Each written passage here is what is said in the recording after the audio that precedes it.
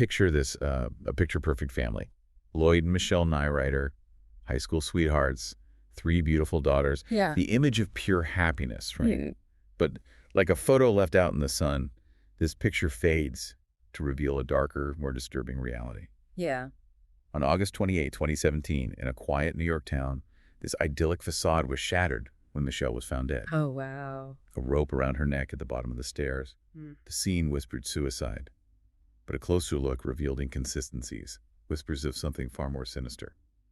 Welcome to CrimePod Castle's Twisted Crime series. Yeah. Please like, comment, share, and subscribe. Today, we plunge into the heart of this case, peeling back the layers of a seemingly perfect family to uncover a truth that is as shocking as it is heartbreaking. You know what strikes me immediately is how this case plays on our assumptions. You see a seemingly happy family, a tragic death, and we think, oh, another sad story of a life cut short. But the reality, as we'll uncover, is far more complex, far more chilling. All right, it's almost like our brains try to fill in the blanks with the most familiar narrative. But those initial assumptions can blind us to the subtle signs, the red flags that hint at a darker truth lurking beneath the surface. Absolutely. And in this case, those red flags were there from the beginning. We just need to know where to look. Okay, so let's rewind the tape a bit. Before the tragedy, before the police investigations and courtrooms, there was Lloyd and Michelle's love story. High school sweethearts. Deeply in love, the kind of romance that people write songs about. No. They built a life together in Corning, New York, a small town known for its close-knit community and peaceful atmosphere. Nice. But behind closed doors, a different story was unfolding. It wasn't a sudden descent into darkness. It was a gradual erosion, a subtle chipping away at Michelle's sense of self. Witnesses described Lloyd as having an almost suffocating presence. He was a strict disciplinarian. Okay. But it went beyond just wanting well-behaved children. There was a need for control, a desire to dominate that permeated every aspect of his life. And that control extended to Michelle as well. Absolutely. He would belittle her often in subtle ways disguised as jokes or concern. Little comments designed to undermine her confidence, to make her doubt herself. He'd isolate her from friends and family, slowly cutting her off from her support system. This is a classic pattern of coercive control, a form of domestic abuse that often goes unnoticed because it's not always physical. It's almost like a slow poison, isn't it? Yeah. Slowly seeping into the system, so gradual that the victim might not even realize it's happening until it's too late. Exactly. And by the time Michelle recognized the pattern, she was already trapped in a web of control and manipulation. So the divorce in 2013, that must have been her way out, right? You'd think so, wouldn't you? But for Lloyd, the divorce wasn't an end. It was simply a shift in tactics. He used the legal system as a weapon, filing a staggering 26 legal actions for custody of their youngest daughter. 26. It was relentless, a constant barrage of court dates, lawyer fees, and emotional turmoil. It's hard to imagine the toll that must have taken on Michelle. To be constantly fighting, not just for her own well-being, but for the safety and security of her children. Absolutely. And that was Lloyd's goal, to wear her down, to drain her resources, to break her spirit. He wanted her to give up, to surrender to his control. But Michelle, despite the immense pressure, refused to be silenced. She found strength in her daughters in her desire to protect them from the toxic environment Lloyd was creating. She sounds like an incredibly strong woman. To face that kind of adversity and still find the will to fight back? She was. And it was that very strength, that resilience, that made her a threat to Lloyd's control. He couldn't stand the thought of her moving on, of her having a life independent of him. And this is where the story takes that dark turn you were talking about. Yes. Lloyd's need for control was so absolute, so consuming, that he was willing to do anything to maintain it, even if it meant silencing Michelle permanently. It's almost unbelievable that someone could be driven to such extremes. But then again, we see it all too often in these cases, don't we? The lengths people will go to when their need for power overrides everything else. It's a chilling reminder of the dark side of human nature. And in this case, that darkness was about to cast a long shadow over the lives of everyone involved. The days leading up to Michelle's death were almost deceptively ordinary. She had just secured a small victory in court. Lloyd missed a crucial hearing, and the case was temporarily dismissed. She was relieved, hopeful even. She spent a joyful day with her children, savoring those simple moments of happiness, blissfully unaware of the storm that was brewing. It's almost cruel, isn't it? That glimmer of hope, that brief respite before everything changed. It highlights the calculated nature of Lloyd's plan. This wasn't a crime of passion, a sudden outburst. This was premeditated, a carefully orchestrated act designed to eliminate Michelle and maintain his control. And then on August 28th, the unthinkable happened.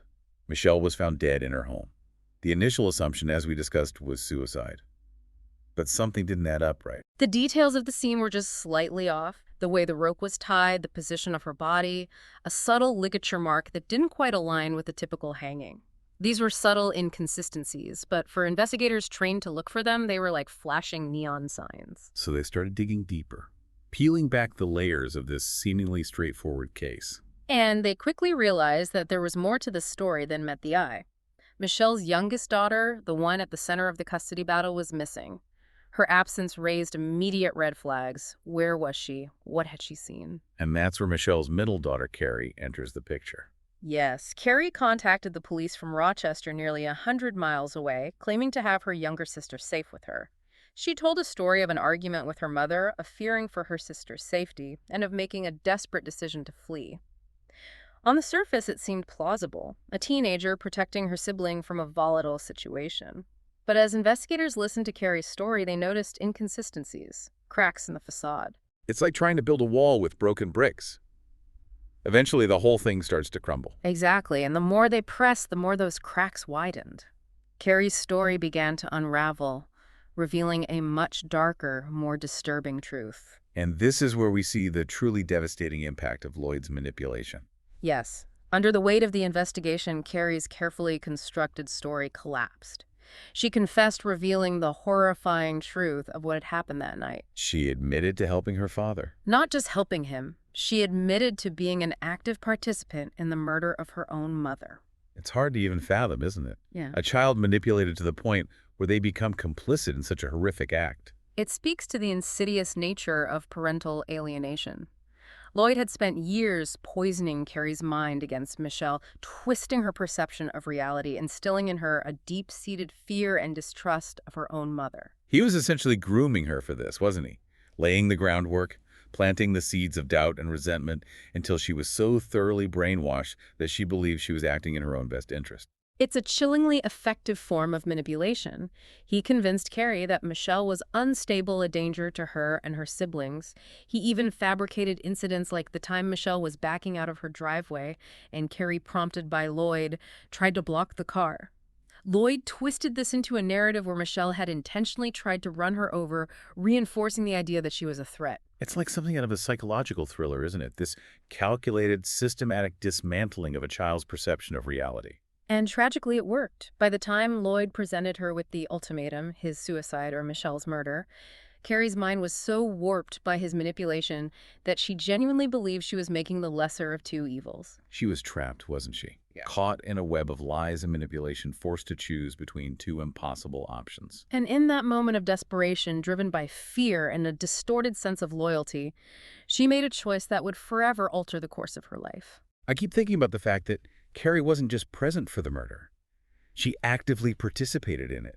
That level of involvement must have taken an incredible amount of manipulation of psychological pressure. It did, and that's what makes this case so complex. Yes, Karrie committed a terrible act, but she was also a victim of years of relentless psychological abuse. So how do we reconcile those two things? How do we hold someone accountable for a crime while acknowledging the extraordinary circumstances that led to it? I imagine that was the central question as the case moved towards trial. Yeah, it's hard to imagine the weight of this case pressing down on everyone involved. We've got Lloyd, the mastermind behind this horrific act, facing the consequences of his actions. But then there's Karrie, caught in this impossible web of manipulation and guilt. What happened next? Well, the pursuit of justice took a two-pronged approach. For Michelle's family, justice meant holding Lloyd fully accountable for her death. They channeled their grief and anger into a powerful force, demanding that the legal system recognize the severity of his crimes. It must have been excruciating for them to have lost Michelle in such a horrific way and then to have to relive the details, the pain in a courtroom setting. It was. But they found strength in their shared love for Michelle, their determination to ensure that her voice was heard, that her story was told. Their victim impact statements were heartbreaking, filled with raw emotion, painting a vivid picture of the woman they had lost and the void her absence had left in their lives. And what about Lloyd? How did he respond to these accusations, to the mounting evidence against him? Initially, he tried to deflect to minimize his role in the violence. He claimed that he was protecting his daughters from an unstable mother, attempting to portray himself as a desperate father driven to extreme measures. But as the evidence mounted, as the truth became undeniable, his facade crumbled. So he confessed. He did. He pled guilty to first-degree murder, accepting a sentence of life in prison without the possibility of parole. It was a small victory for Michelle's family, a sense that justice, at least in a legal sense, had been served. But that still leaves Karrie. Right. Her role in this, while undeniably influenced by her father's manipulation, was still significant. How did the court handle her case? That's where the legal and ethical complexities of this case truly come to the forefront. The prosecution, while acknowledging the years of abuse Karrie had suffered, argued that she was old enough to understand the consequences of her actions. They pushed for a sentence that reflected the gravity of the crime, arguing that some level of accountability was necessary. That seems almost impossible, doesn't it, to separate her actions from the context in which they occurred? It was a difficult balancing act. And adding another layer to this complexity was Michelle's own mother, Jeannie. Michelle's mother advocated for leniency for Karrie. She did. In a powerful and deeply moving letter to the judge, she expressed a profound empathy for Karrie, recognizing the trauma she had endured, and advocating for a sentence focused on rehabilitation rather than punishment. She wrote, "I do not believe my daughter Michelle would want a long prison sentence for her daughter. She would want her to eventually lead a happy life." Wow, that's incredible.